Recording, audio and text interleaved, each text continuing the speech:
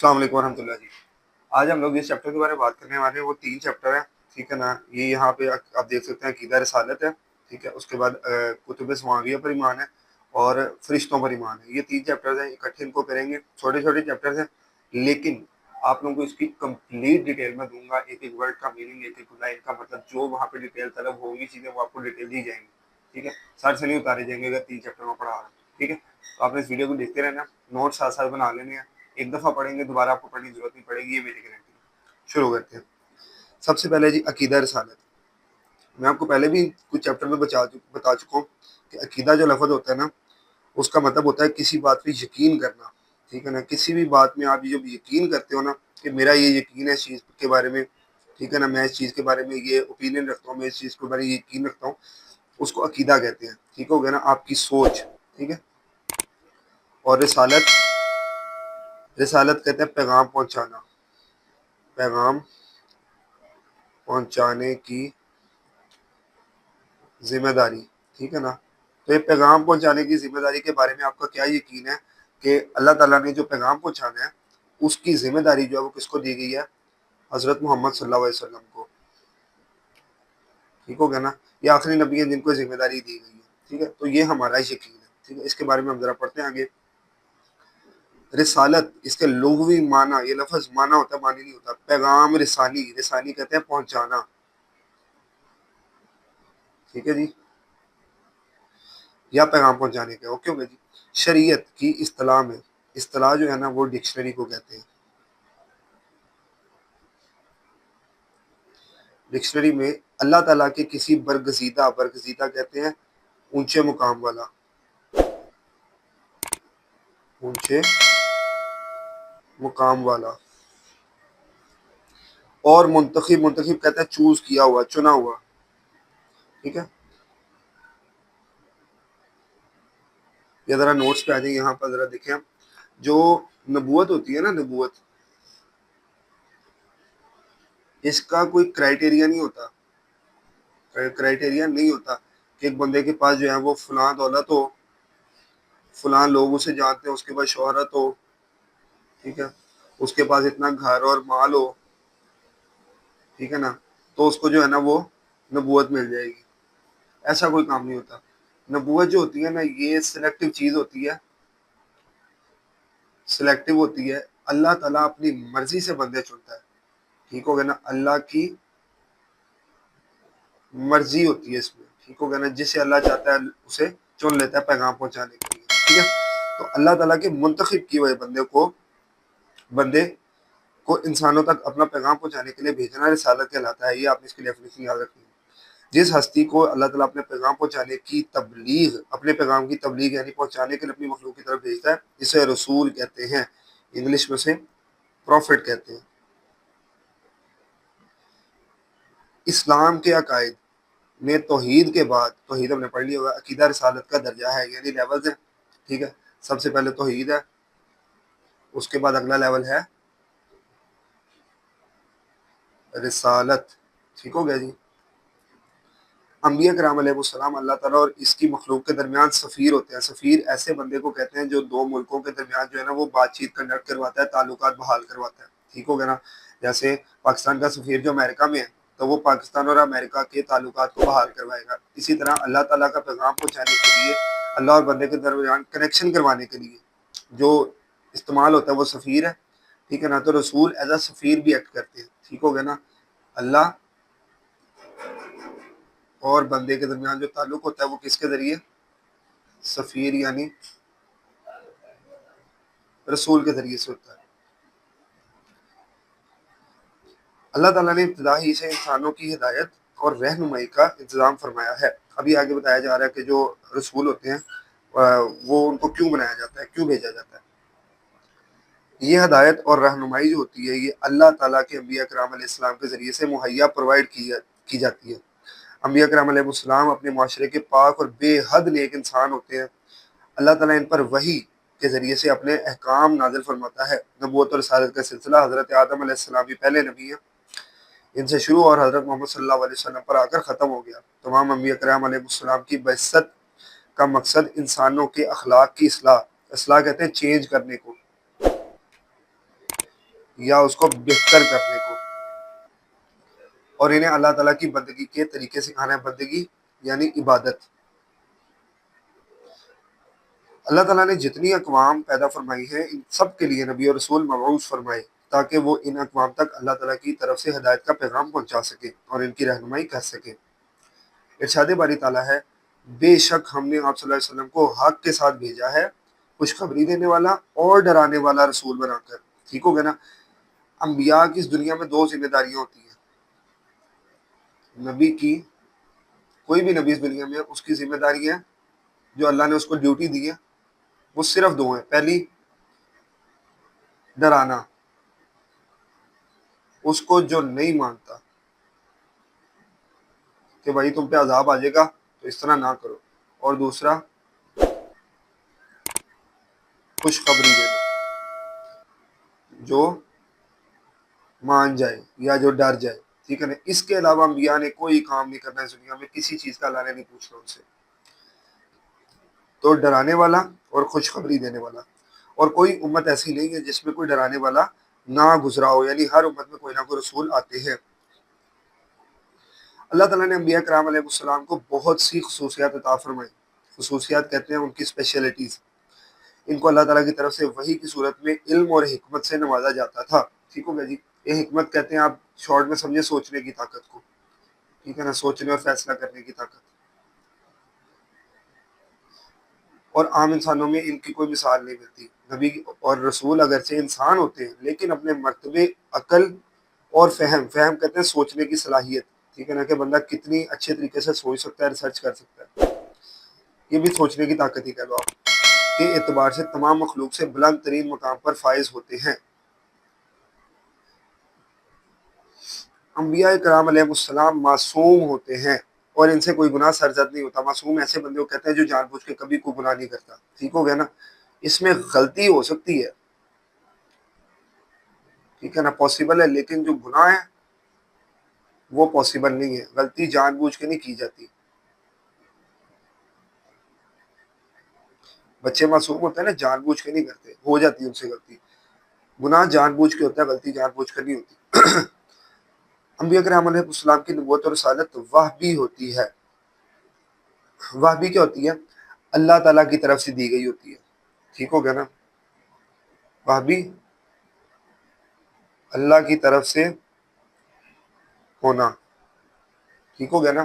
اس میں ان کا کوئی کمال نہیں ہوتا. میں نے آپ کو بھی بتایا ہے، یہ دیکھو آپ یہاں پر، کہ نبوت جو ہوتی ہے سلیکٹیو ہوتی ہے. سلیکٹیونیس کو ہی وحی ہونا بھی کہتے ہیں. ٹھیک ہے. اسی کو وحی کہتے ہیں کہ اللہ جسے چن لیتا ہے دے دیتا ہے.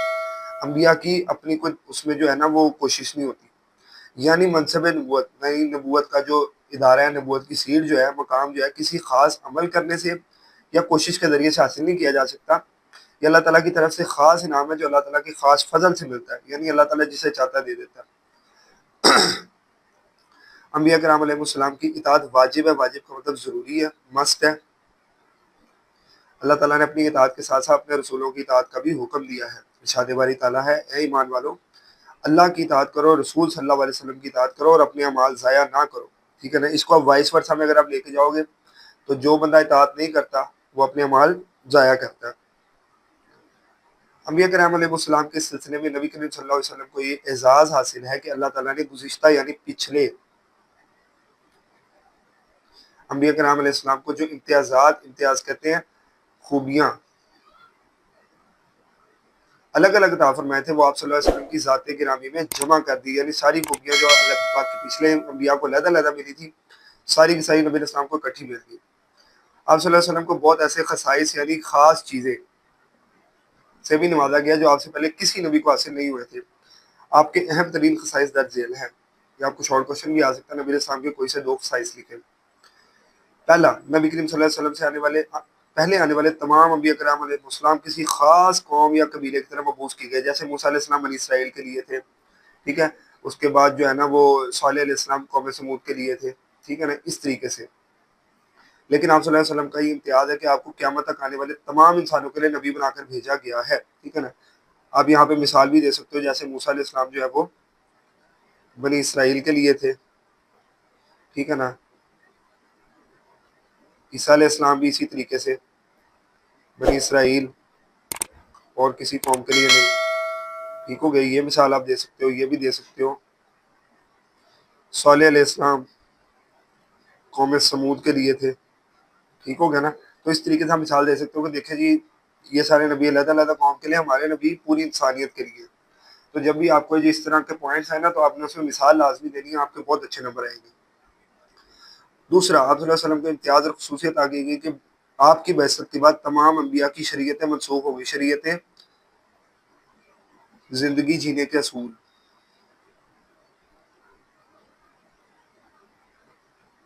یعنی جتنے اصول, جتنی کتابیں, جتنے اللہ تعالیٰ کے کام پہلے آئے تھے, ان سب کو اللہ تعالیٰ نے کہا کہ ان سب کو ختم کر دو. اب صرف نبی علیہ السلام کے جو اصول ہیں ان پہ عمل کیا جائے گا. اب صرف شریعت محمدی کی واجب الاطاعت ہے, یعنی اس کی اطاعت ضروری ہے.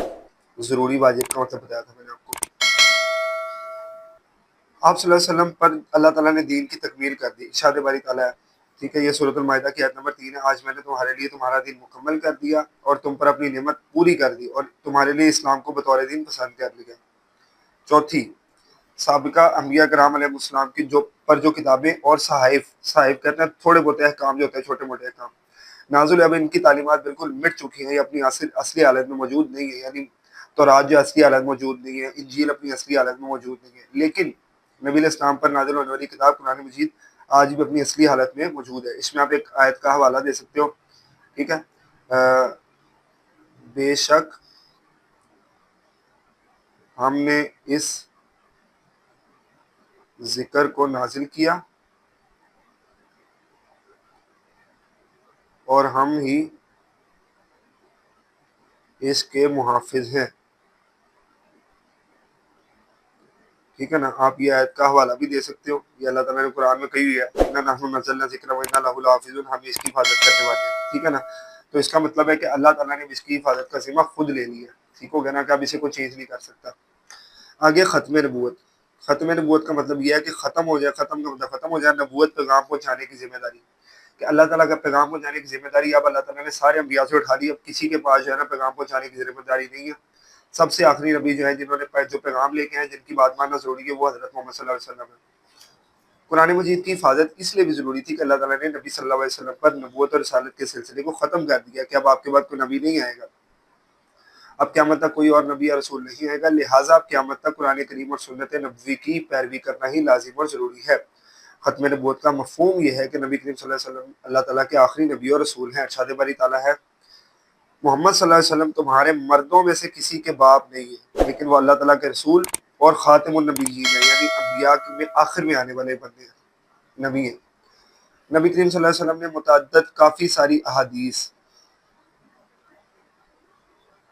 فی زیادہ حدیث مبارکہ بھی اپنے خاتم النبیین ہونے کا اعلان فرمایا اور امت کو بتایا کہ اب میرے بعد کوئی نبی نہیں آئے گا. آپ صلی اللہ علیہ وسلم کا فرمان ہے, میں آخری نبی ہوں, میرے بعد کوئی نبی نہیں آئے گا. آیات اور حدیث کی روشنی میں صحابہ کرام اور ان کے بعد امت مسلمہ کا اس بات پر اجماع کہتے ہیں ایسی اوپینین جس پہ سارے لوگ اتفاق کریں, ایسی رائے جس پر سارے اتفاق کریں. اب قیامت تک نبی صلی اللہ علیہ وسلم کے بعد کوئی نبی رسول نہیں آ سکتا. ختم نبوت پر ایمان لائے بغیر کوئی شخص مسلمان نہیں ہو سکتا. نبی کریم صلی اللہ علیہ وسلم کے بعد جو شخص نبوت کا دعویٰ کرتا ہے وہ جھوٹا اور دائرۂ اسلام سے خارج ہے. اس لیے ابوبکر صدیق رضی اللہ عنہ کے دور میں جن لوگوں نے نبوت کا دعویٰ کیا تھا, ان کو کذاب یعنی جھوٹا قرار دیا گیا اور ان کے خلاف جہاد. اچھا جی, اگلا جو چیپٹر ہے وہ ہم دیکھ لیتے ہیں. یہ آبجیکٹیو نا آپ نے خود کر لینی ہے, اگر آپ کو کسی چیز نہیں سمجھ آئے تو آپ نے جو ہے نا یوٹیوب کامنٹ سیکشن میں پوچھ لینا, آپ کو فوراً جواب دے دیا جائے گا. اگلا ملائکہ, ٹھیک ہے نا. یہ جو لفظ ہے نا, اس کا مطلب ہے فرشتے. یہ لفظ جو ہے یہ لفظ ملک کی جمع ہے. ملک ایک فرشتے کو کہتے ہیں اور ملائکہ زیادہ فرشتوں کو کہتے ہیں. یہ واحد ہے اور یہ جو ہے یہ جمع ہے. ملائکہ جو ہے وہ جمع ہے ملکن کی, جس کا معنی ہے فرشتہ. ابھی آپ کو بتایا, فرشتہ اللہ تعالیٰ کی نوری مخلوق ہے. فرشتہ اللہ تعالیٰ کے حکم کے پابند ہیں. ٹھیک ہو گیا جی. اور بشری صفات, بشری انسانی خوبیاں جیسے کھانا پینا، سونا اور جاگنا، اور ہر طرح کی غلطی اور خطا وغیرہ سے پاک ہے۔ غلطی اور خطا کب ہوتی ہے؟ انسان کی مرضی سے، ٹھیک ہو گیا نا۔ فرشتوں کے پاس کام کرنے کی مرضی نہیں ہے، اللہ تعالیٰ ان کو جو کہنا انہوں نے کر دینا، اس لیے ان کے پاس ان سے غلطی اور خطا نہیں ہوتی۔ فرشتے مختلف شکلیں اختیار کر سکتے ہیں۔ فرشتوں کی تخلیق، پیدائش کا مقصد عبادت اور اطاعت الہی ہے۔ عبادت کرتے ہیں اللہ کی اور اللہ تعالیٰ کی اطاعت کرتے ہیں۔ ارشاد باری تعالیٰ ہے، وہ دن اور رات تسبیح بیان کرتے ہیں، وہ سستی نہیں کرتے۔ فرشتوں کی تخلیق نور سے کی گئی ہے، جس طرح جنات جن کی جمع، جن کی جمع کی تخلیق آگ سے، اور انسان کی تخلیق مٹی سے کی گئی۔ ہم سے کچھ بن سکتا ہے، یاد رکھنا، آگ سے، مٹی سے اور نور سے۔ اللہ تعالیٰ نے فرشتوں کو حضرت آدم علیہ السلام سے پہلے پیدا فرمایا۔ فرشتوں پر ایمان لانا اسلام کے بنیادی عقائد میں سے ایک ہے۔ بنیادی عقائد کون کون سے ہیں؟ توحید، رسالت، آخرت، فرشتوں پر ایمان، ٹھیک ہو گیا نا، اور کتاب پر ایمان۔ یہ بنیادی عقائد ہے اسلام کے، اس پہ ایمان لائے بغیر کوئی شخص مسلمان نہیں ہو سکتا۔ قرآن مجید میں اللہ تعالیٰ نے تخلیق آدم، اللہ حضرت آدم کی پیدائش کے فیصلے سے فرشتوں کو آگاہ کرنے کا ذکر فرمایا ہے۔ فرشتے اللہ تعالیٰ کے حکم کے مطابق کائنات کے مختلف امور، امر کی جمع، اور امر کا مطلب ہوتا ہے کام۔ فرشتوں کی ذمہ داری کیا؟ اللہ تعالیٰ نے فرشتوں کو مختلف ذمہ داریاں سونپ رکھی ہیں۔ مشہور فرشتے میں کرامن کاتبین، کرامن کاتبین یہ وہ لوگ ہیں جو انسان کے ساتھ ہر وقت موجود رہتے ہیں، اور انسان کا نامہ اعمال جو انسان کام کرتا ہے وہ لکھتے جاتے ہیں۔ ہر وقت یہ ہر بندے کے ساتھ دو فرشتے موجود ہوتے ہیں، ٹھیک ہے نا، اور اللہ تعالیٰ کے حضور پیش کرتے ہیں۔ جو فرشتے قبر میں سوال کریں گے ان کو منکر نکیر کہا جاتا ہے۔ نبی علیہ السلام کی حدیث ہے، جیسے ہی بندہ قبر میں جاتا ہے فرشتے آ جاتے ہیں اس سے سوال فرشتے آ جاتے ہیں اس سے سوال کرنے کے لیے کہ بتا تیرا رب کون ہے۔ وہ فرشتے منکر نکیر ہوتے ہیں۔ انبیاء کرام علیہ السلام پر وحی لانے کی ذمہ داری حضرت جبرائیل علیہ السلام کی۔ اس میں سے بہت MCQs بنتے ہیں، یاد رکھنا۔ مخلوق کے لیے رزق کی ذمہ داری حضرت میکائیل علیہ السلام کی ہے۔ جبرائیل علیہ السلام کو فرشتوں کا سردار بھی کہا جاتا ہے، یاد رکھنا، ٹھیک ہو گیا نا۔ فرشتوں کے سردار۔ روح قبض کرنے کی ذمہ داری اسرائیل علیہ السلام کی ہے۔ ان کو ملک الموت، موت کا فرشتہ بھی کہا جاتا ہے، ملک فرشتہ موت اور موت کا۔ اور قیامت کے لیے سور پھونکنے کی ذمہ داری حضرت اسرافیل علیہ السلام کی ہے۔ 4 فرشتوں کے نام ذمہ داری ہے، شارٹ کوسچن پکا انشاءاللہ۔ نبی کریم صلی اللہ علیہ وسلم کی خدمت میں حضرت جبرائیل علیہ السلام مختلف شکلوں میں ظاہر ہوتے تھے۔ بعض اوقات ایک صحابی داہیہ قلبی رضی اللہ عنہ کی شکل میں حاضر ہوتے ہیں، ٹھیک ہے، یہ یاد رکھنا ہے۔ حضرت جبرائیل علیہ السلام کس صحابی کی شکل میں آتے تھے؟ حضرت جبرائیل علیہ السلام کے انسانی شکل میں حاضر ہونے کا ایک واقعہ حدیث میں ذکر کیا جاتا ہے، مذکور ذکر کیا گیا۔ اس کو حدیث جبریل بھی کہتے ہیں۔ یہ آپ نے یاد رکھنا ہے کہ حدیث جبریل کیا ہے، ٹھیک ہو گیا نا، اور وہ کس وجہ سے کہتے ہیں۔ حضرت عمر بن خطاب رضی اللہ تعالیٰ عنہ فرماتے ہیں کہ ایک دن ہم نبی کریم صلی اللہ علیہ وسلم کی خدمت میں بیٹھے تھے کہ ایک صاحب ہمارے سامنے نمودار ہوئے، حاضر ہوئے، جن کے کپڑے بہت سفید، بال خوب سیاہ کا مطلب ہے کالے، ان پر سفر کے کوئی آثار نہ تھے، یعنی صاف ستھرے۔ سفر کے آثار کا مطلب ہے کہ مٹی ہو چہرے پہ، ٹھیک ہو گیا نا، دھول ہو، بندہ تھکا ہوا ہو، کپڑے گندے ہوں، ٹھیک ہے نا۔ تو وہ حیرانی اس بات کی تھی کہ نہ اس کے اوپر اس طرح کی کوئی چیز ہے اور نہ وہ بندہ یہاں کا رہائشی ہے، ٹھیک ہو گیا نا۔ اگر دور سے آئے تو کپڑے کیوں نہیں گندے، اور اگر یہاں کے تو ہم کیوں نہیں جانتے؟ اس لیے وہ لوگ حیران ہو گئے تھے، اور ہم میں سے اسے کوئی پہچانتا بھی نہیں تھا، یہاں تک کہ وہ حضور صلی اللہ علیہ وسلم کے پاس بیٹھے اور اپنے گھٹنے نبی صلی اللہ علیہ وسلم کے گھٹنوں سے ملا دیے، اور اپنے ہاتھ اپنے زانوں پر رکھے۔ گھٹنے سے اوپر کا جو ٹانگ کا حصہ ہوتا ہے نا اس کو زان کہتے ہیں، زانوں پر رکھے، اور 4 سوال کیے کہ ایمان، اسلام، احسان اور علامات قیامت کیا ہیں، ٹھیک ہے نا۔ یا رسول اللہ ایمان کیا ہے، یا رسول اللہ اسلام کیا ہے، یا رسول اللہ احسان کیا ہے، یا رسول اللہ علامات قیامت کیا ہے۔ نبی کریم صلی اللہ علیہ وسلم نے فرمایا کہ ایمان سے مراد اللہ تعالیٰ، فرشتوں، آسمانی کتابوں، رسولوں اور قیامت کے دن اور اچھی اور بری تقدیر پر ایمان لانا ہے کہ تقدیر اللہ تعالیٰ نے سیٹل کیا اور اس کی مرضی سے کام ہوگا۔ اور اسلام کلمہ شہادت، نماز، روزہ، زکوٰۃ اور حج ادا کرنا ہے۔ احسان سے مراد اللہ تعالیٰ کی اس طرح عبادت کرنا ہے گویا بندہ اللہ تعالیٰ کو دیکھ رہا ہے، یا کم از کم یہ سمجھے کہ کم از کم اللہ تعالیٰ اسے بھائی دیکھ رہا ہے۔ پھر آپ صلی اللہ علیہ وسلم نے قیامت کے علامات کے حوالے سے کچھ بیان فرمایا. جب وہ شخص چلا گیا تو نبی کریم صلی اللہ علیہ وسلم نے فرمایا وہ جبرائیل علیہ السلام تھے جو تمہیں تمہارا دین سکھانے آئے تھے. یہ ساری کی ساری جتنی حدیث آپ نے پڑھی ہے نا، یہ ساری حدیث جبرائیل ہے.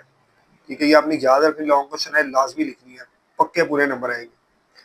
حدیث جبرائیل سے کی تعلیم اور تعلم، پڑھنے اور پڑھانے کے درس ذیل آداب واضح ہوتے ہیں. استاد کی خدمت میں جب جائیں تو صاف ستھرا لباس پہن کر جائیں. ٹھیک ہے نا، ہم لوگ جب اکیڈمی آتے ہیں گندے کپڑے پہن کے آ جاتے ہیں. کوئی تمیز نہیں چلنے کی، اٹھنے بیٹھنے کی، پھرنے کی، کوئی مطلب عقل ہی کوئی نہیں ہے اس چیز کی. کمرہ جماعت میں استاد کے قریب بیٹھنے کی کوشش کریں. ٹھیک ہے نا، جب بھی استاد ہے آپ قریب بیٹھنے کی کوشش کریں. ہمارا ساری کوشش ہوتی ہے نکر جا کے بیٹھ جائیے. ٹھیک ہے نا، وہ دور جگہ پہ جا کے بیٹھ جاتے ہیں. اسی طرح مسجدوں میں بھی جب لڑکے جاتے ہیں ان کی کوشش ہوتی ہے کہ نکر سے لگ جائیے جا کے، امام صاحب کے قریب نہیں بیٹھنا ہم نے. ٹھیک ہو گیا نا، تو قریب بیٹھا کرے گی، عزت کی چیز ہوتی ہے. استاد کے سامنے ادب سے بیٹھنا. جب استاد کے سامنے بیٹھتے ہیں تو کسی سے بات چیت، ڈسکشن، ڈبیٹ آپ نے نہیں کرنی. پھر آپ اس بندے کو اٹینشن دینا، اس کو اگنور نہیں کرنا، اس کو امپورٹینس دینے کو. بندہ آپ کو پڑھنے پڑھانے آیا اور آپ نے اس سے پڑھنا ہے. ٹھیک ہے نا، تو خود آپ نے جو ہے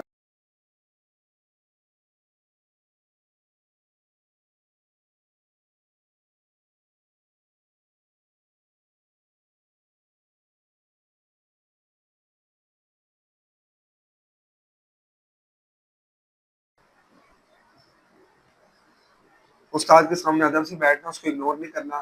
جب آپ نے اس سے پڑھنا ہے، اس کو پڑھانے آیا تو آپ نے اسے پھر پڑھنا ہے. ٹھیک ہے، اس کو ڈسٹرب نہیں کرنا. واضح اور مختلف سوال کرنا. یہ نہیں کہنا میں آ رہا تھا، میں جا رہا تھا، یہ ہوا تھا، وہ ہوا تھا، آپ میرے سوال کا جواب دے دیں. جو بات کرنی چھوٹی بات کرنی ہے، مختصر اور صحیح بات کرنی ہے، تنگ نہیں کرنا. استاد کی وضاحت کے بعد اگلا سوال کرنا. پہلے استاد بولے گا، وہ سارا کچھ سمجھائے گا. ٹھیک ہے، اگر آپ کو سمجھ نہیں آئی پھر آپ نے کوشچن پوچھنا ہے. بیچ میں پوائنٹ آؤٹ نہیں کرنا، بیچ میں آپ نے تنگ نہیں کرنا. ایسا سوال کرنا جس سے تمام طلباء کو فائدہ ہو. کچھ لوگ ہوتے ہیں اٹینشن سیکنگ کرنے کے لیے بلا وجہ کی باتیں، بلا وجہ کے سوال، بلا وجہ کا تنگ کرنا کرتے ہیں. بہت غلط بات ہے. سارے لوگوں کا ٹائم ویسٹ ہوتا ہے، اللہ تعالیٰ گناہ دیتا ہے اس چیز کا بھی. اور ویسے بھی کلاس میں بیٹھ کے چیزیں بہت بری لگتی ہیں. تعلیم اور تعلم، پڑھنے پڑھانے میں دنیا کے ساتھ آخرت کو پیش نظر رکھنا. سوال کرنے پر استاد کا طالب علم کی حوصلہ افزائی کرنا. استادوں کا بھی یہ کام ہے کہ جب کوئی بچہ سوال کرتا ہے تو اسے ڈانٹنے کی بجائے اپریشیٹ کریں. ساری کلاس کو بتائیں کہ اس بچے نے اچھا سوال کیا، تو اس کو اپریشیٹ کریں تاکہ سارے لوگوں کو موٹیویشن ملے سوال کرنے کی. واضح اور جامع جواب دینا. ٹھیک ہو گیا نا، صحیح طریقے سے اور چھوٹے چھوٹے الفاظوں میں اس کو چیز سمجھا دینا. ڈیٹیل آدھے گھنٹے کا لیکچر اب آپ نے جواب دیتے نہیں گزارنا. غیر ضروری سوالات اور استاد کا وقت ضائع کرنے سے بچے. ہمیں چاہیے کہ فرشتوں کے بارے میں اپنے دل میں عظمت کا احساس رکھیں کہ فرشتے بہت اونچی مخلوق ہیں. عزت کا احساس رکھیں اور اس بات کا یقین رکھیں کہ اللہ تعالیٰ امور کائنات یعنی کائنات کے کاموں میں فرشتوں کا محتاج نہیں ہے. ٹھیک ہے، اسے کام کرواتا ہے لیکن اللہ تعالیٰ کو فرشتوں کی ضرورت نہیں، خود بھی کر سکتا ہے. فرشتوں کو ذمہ داریوں پر معمور کرنا. خود فرشتوں کے لیے آزاد اور اطاعت خداوندی اللہ کی اطاعت کے حصول کا ذریعہ ہے. ٹھیک ہو گیا جی. پھر وہی بات، M C Qs short question آپ نے خود کرنے ہیں. نہیں سمجھ لے گا ہے کمنٹ کر دیں. آپ کو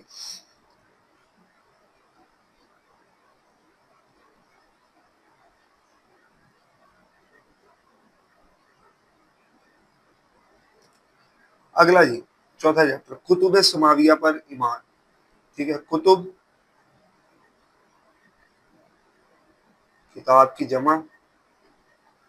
ٹھیک ہے، سماویہ آسمانی، آسمان سے آئی ہوئی. ٹھیک ہو گیا نا، کتب سماویہ. اللہ تعالیٰ نے انسانوں کی ہدایت کے لیے انبیاء کرام علیہ السلام کو دنیا میں مبعوث فرمایا. یہ بھی پڑھ لیا. سب سے پہلے نبی حضرت آدم علیہ السلام اور سب سے آخری نبی محمد صلی اللہ علیہ وسلم ہیں. انبیاء علیہ السلام نے لوگوں کو اللہ تعالیٰ کو ایک ماننے، صرف اسی کی عبادت کرنے، اچھے کام کرنے اور برے کاموں سے باز رہنے کی دعوت دی. یہ بھی ہم نے پڑھ لیا. اللہ نے انسانوں کی ہدایت کے لیے بہت سے انبیاء پر آسمانی کتابیں اور چھوٹے چھوٹے حکم یعنی صحیفے نازل فرمائے. 4 مشہور کتابوں کے علاوہ چھوٹی چھوٹی کتابیں نازل فرمائی. انہیں صحیفے یا صحائف کہا جاتا ہے. صحیفہ ایک اور صحائف جمع. قرآن مجید میں حضرت ابراہیم اور موسیٰ علیہ السلام پر نازل ہونے والے صحیفے.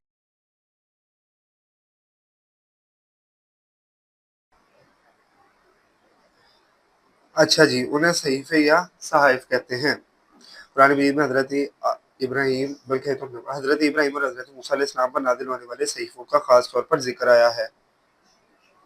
ارشاد باری تعالیٰ ہے یقیناً یہ پہلے صحیفوں میں بھی ہے. ٹھیک ہو گیا نا، ابراہیم اور موسیٰ علیہ السلام کے صحیفوں میں. ٹھیک ہے جی. اس طرح حضرت شیس علیہ السلام، حضرت ادریس علیہ السلام پر بھی آسمانی صحیفے نازل کیے جانے کا ذکر ملتا ہے۔ یہ ساری کی ساری چیزیں آپ نے یاد رکھنی ہے، کس کس نبی پر جو ہے نا صحیفے آئے ہیں، کس کس نبی پر پوری پوری کتاب آئی ہے، آپ نے لازمی یاد رکھنا ہے، آپ کو بہت نمبر دلائیں گے، ٹھیک ہے جی۔ حضرت ابراہیم علیہ السلام ایک عظیم نبی ہے، ٹھیک ہو گیا نا۔ ان کو سارے انبیاء کا جو ہے نا جد امجد بھی کہا جاتا ہے۔ کیوں کہا جاتا ہے میں آپ کو بتاتا ہوں۔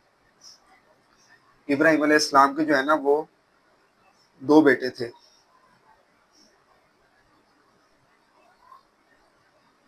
ایک اسماعیل علیہ السلام اور دوسرے اسحاق علیہ السلام۔ اسحاق علیہ السلام کے بیٹے تھے یعقوب علیہ السلام، ٹھیک ہے۔ ابراہیم علیہ السلام کے بھائی یہ دونوں نبی، ان کے بعد یہ نبی بنے تھے یعقوب علیہ السلام۔ ان کے آگے سے 12 بیٹے تھے، ٹھیک ہے، اور ان کو جو ہے نا اسرائیل بھی کہا جاتا تھا یعقوب علیہ السلام کو۔ تو اس لیے جو ان کے 12 بیٹوں سے آگے نسل چلی تھی، اس نسل کو بنی اسرائیل کہا جاتا تھا۔ ابراہیم علیہ السلام، اسحاق علیہ السلام کے بعد جو ہے نا یعقوب علیہ السلام کے بعد 2000 سال تک جو نبوت ہے، جتنے نبی ہیں وہ سارے کے سارے ابراہیم علیہ السلام کی اس نسل میں سے ہیں، اسحاق علیہ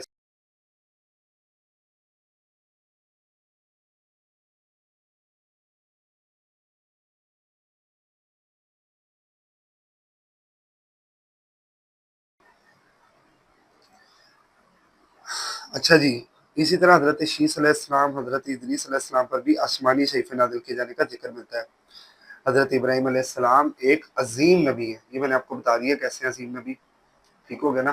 2000 سال تک جتنے انبیاء ہیں وہ سارے کے سارے یہ بنی اسرائیل میں آتے رہے، ٹھیک ہے۔ 2000 سال کے بعد آخری نبی جو ہیں محمد صلی اللہ علیہ وسلم، وہ بنو اسماعیل میں آئے ہیں، ٹھیک ہو گیا نا۔ جتنے نبی ہیں سارے کے سارے ابراہیم علیہ السلام کی اولاد میں سے ہیں۔ ابراہیم علیہ السلام کے بعد جتنے نبی سارے ان کی اولاد میں سے ہیں، باہر سے کوئی بھی نہیں ہے۔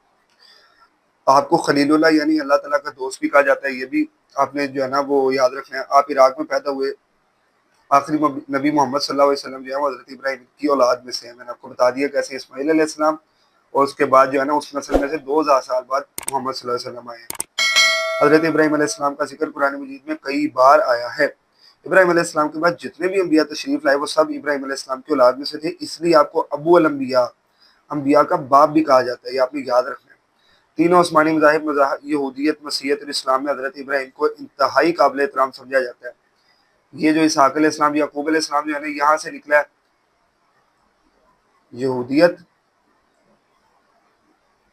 مسیحیت یعنی انگلش میں کہتے ہیں جوڈائزم، اور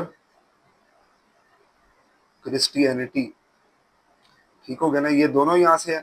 اور محمد صلی اللہ علیہ وسلم پہ جو اسلام ہے، اب یہ تینوں جو ہیں وہ ابراہیم علیہ السلام کے بعد آئے، انہی کے نسل میں سے ہیں۔ اس لیے تینوں دینوں میں ابراہیم علیہ السلام کو لوگ بہت قدر کرتے ہیں کہ ہمارے آبا و اجداد ہیں، بڑے ہیں، جد امجد ہیں ہمارے، اور قابل تعظیم عزت کے قابل سمجھا جاتا ہے۔ یہاں تک کہ مشرکین مکہ خود کو ابراہیمی کہتے تھے۔ حضرت ابراہیم علیہ السلام کے پوتے یعقوب علیہ السلام کا لقب اسرائیل ہے، میں نے آپ کو بتا دیا یہ بھی اس لیے ان کی اولاد کو بنی اسرائیل کہتے ہیں۔ جن انبیاء کرام علیہ السلام پر آسمانی کتابیں نازل ہوئی، ان میں سے 4 انبیاء کرام علیہ السلام کے انبیاء علیہ السلام اور ان پر نازل ہونے والی آسمانی کتابوں کے نام یہ ہیں۔ تورات، حضرت موسیٰ علیہ السلام پر نازل ہونے والی کتاب کا نام تورات ہے۔ نبی کریم صلی اللہ علیہ وسلم کے بعد قرآن مجید میں سب سے زیادہ جس نبی کا ذکر ہے موسیٰ علیہ السلام ہے۔ ایم سی کیوز، موسیٰ علیہ السلام نے فرعون کے سامنے انتہائی جرأت سے حق کا پیغام پہنچایا اور اپنی قوم بنی اسرائیل کو فرعون کی غلامی سے نجات دلا کر آزادی دی۔ داؤد علیہ السلام پر نازل ہونے کی کتاب کا نام زبور ہے۔ ایم سی کیو، داؤد علیہ السلام یعقوب علیہ السلام کی اولاد میں سے ہیں۔ اللہ تعالیٰ نے آپ کو نبوت کے ساتھ بہت بڑی بادشاہت عطا فرمائی۔ آپ نے ایک زبردست اور وسیع سلطنت قائم کی۔ داؤد علیہ السلام سے پہلے بنی اسرائیل میں نبوت اور حکومت کا سلسلہ الگ الگ خاندانوں میں تھا۔ آپ بنی اسرائیل کے پہلے شخص ہیں جنہیں نبوت کے ساتھ حکومت بھی دی گئی ہے۔ حضرت عیسیٰ علیہ السلام پر نازل ہونے والی کتاب کا نام انجیل ہے، یعنی اس کو آج انگلش میں بائبل بھی کہتے ہیں، دا ہولی بائبل، انجیل مقدس۔ حضرت عیسیٰ علیہ السلام بنی اسرائیل میں بھیجے گئے آخری نبی تھی، یہ میں نے آپ کو یہاں پر بھی بتایا تھا بھی، ٹھیک ہو گیا نا۔ 2000 سال تک آخری نبی جو ہے وہ عیسیٰ علیہ السلام ہے۔ حضرت عیسیٰ علیہ السلام اور نبی علیہ السلام کے درمیان کوئی دوسرا نبی آیا ہی نہیں ہے۔ عیسیٰ علیہ السلام یہاں پر سب سے اینڈ پہ 2000 سال بعد جو ہے نا وہ عیسیٰ علیہ السلام آئے ہیں۔ حضرت عیسیٰ علیہ السلام کی والدہ کا نام مریم بنت عمران ہے، اور یہی وہ عمران ہے جن کے نام پہ قرآن کی صورت ہے آل عمران، عمران کی اولاد۔ عیسیٰ علیہ السلام کا لقب مسیح، عبداللہ اور روح اللہ ہے، اور آپ کی کنیت ایسے نام کو کہتے ہیں جو والدین یا کسی رشتے کی وجہ سے آپ کے نام کے ساتھ لگ گیا، جیسے جو ہے نا آل عمران، مریم بنت عمران جو ہے، یا عیسیٰ ابن مریم ماں کی نام سے پڑ گیا، ٹھیک ہو گیا نا۔ آپ علیہ السلام کا لقب کلمت اللہ بھی ہے۔ اور قرآن مجید حضرت محمد صلی اللہ علیہ وسلم پر نازل ہونے والی کتاب کا نام قرآن مجید ہے۔ یہ آخری آسمانی کتاب ہے۔ اللہ تعالیٰ نے نبی کریم صلی اللہ علیہ وسلم پر دین اسلام کی تعلیمات کو مکمل کر دیا، اس لیے انسانوں کی کامیابی اور نجات کا واحد راستہ، ایک راستہ قرآن مجید پر عمل اور نبی کریم صلی اللہ علیہ وسلم کی اطاعت ہے، کیونکہ حضور صلی اللہ علیہ وسلم کی آنے سے انبیاء کرام علیہ السلام کی پچھلی تمام شریعتیں منسوخ ہوگی، ہم نے پیچھے پڑھ لیا۔ اب نجات کا واحد ایک ہی راستہ حضور صلی اللہ علیہ وسلم کی اتباع یعنی پیروی کرنا، بات ماننا اور آپ کی شریعت پر عمل کرنا ہے۔ تمام آسمانی کتابوں میں یہ تین عقائد موجود رہے ہیں: عقیدہ توحید، عقیدہ رسالت اور عقیدہ آخرت، زندگی جینے کے اصول ہیں جو باقی کتابوں میں چینج ہوتے رہے ہیں۔ سابقہ آسمانی کتابوں نے مذکورہ تینوں کا پر بہت زور دیا، لیکن بعد میں آنے والوں نے جب ان کتابوں میں تحریف کہتے ہیں چینجنگ کرنا، بدل دینا، تعلیمات کو بدل کر رکھ دیا اور لوگوں کی کثیر تعداد، کافی سارے لوگ شرک میں مبتلا ہو گئے۔ شرک بھی ہم نے پڑھ لیا۔ ان عقائد کے ساتھ صحیح عبادات میں سے نماز، روزے اور زکوٰۃ کا ذکر بھی سابقہ یعنی پچھلی آسمانی کتابوں میں موجود رہا ہے، البتہ ان کے طریقہ کار میں کسی نہ کسی طور پر فرق موجود رہا ہے۔ مزید یہ کہ تمام اعلیٰ اقدار اور اخلاق حسنہ، اچھی عادتیں اور اچھا اخلاق کی تعلیم کا ذکر سابقہ آسمانی کتابوں میں بھی موجود تھا۔